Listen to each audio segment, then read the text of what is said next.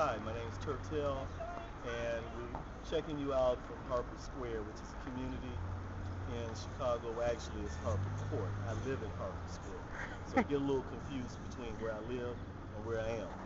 But you can always find me in the rhythmic zone, where I'm looking for ideas to do rhythmistic artwork.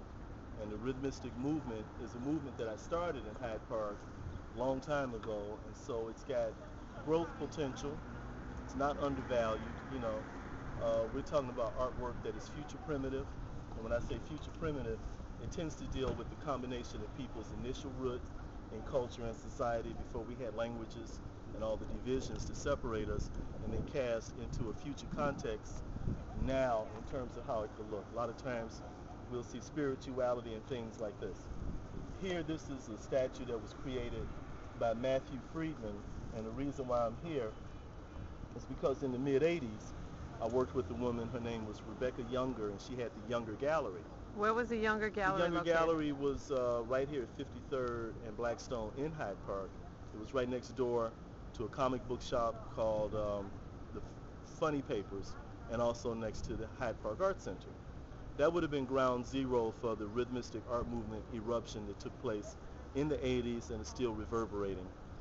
She does wearable art. I'm still involved in fine art, and a lot of the artists that exhibited there, you know, people were reviewed by the local press and national press. But getting back to Matt, we gave Matt this commission, you know, to do this piece, and it's nice to give it a little attention and love because the wrecking ball is coming, and we're hoping that when they come and redesign this whole community, which Harper Court was actually put together in the 60s as part of urban renewal, because back in the 60s they had loft spaces and horse stables, and when the city came in with federal dollars to get rid of that, the deal was if you do this to replace what was there, this was supposed to be for artists. Now what people don't know on the lowdown is that they never really used it exclusively for artists. They had all kind of businesses in here, some on a sweetheart deal. When the Fed would come in to inspect them, what they would do is showcase that one artist they had, like Artisans 21. You know, they would do things like that. And so now, 40 years later, the Fed is no longer subsidizing it, so they're selling it to a developer who's going to bring in the wrecking ball. I'm hoping that they'll at least keep Matt's statue here because it's a tribute to what it was like when there were artists in the community that were working with the goods and the resources to do things to symbolize what artistic energy took place in this community. So Hyde Park was originally an artist community? Not Hyde Park, but Hyde Park has always had areas that attracted artists. Like in the 50s, the Beat generation was located here. In the 60s, you had a strong hippie and countercultural, as well as Black Power movement.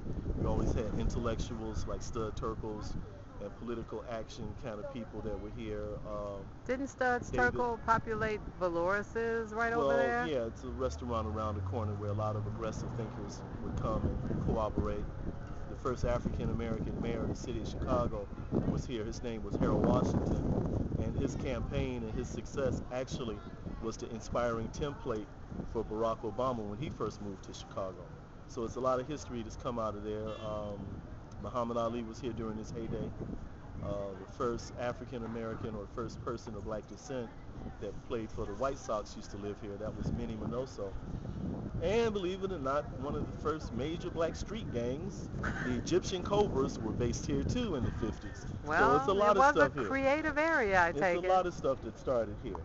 And so all I can say is it's nice when people pay attention to history because history is what really occurred, not what we wished had occurred. If you want to know more about rhythmistic artwork, you can check me out at my website, which is onlystudios.com, and only is spelled O-N-L-I.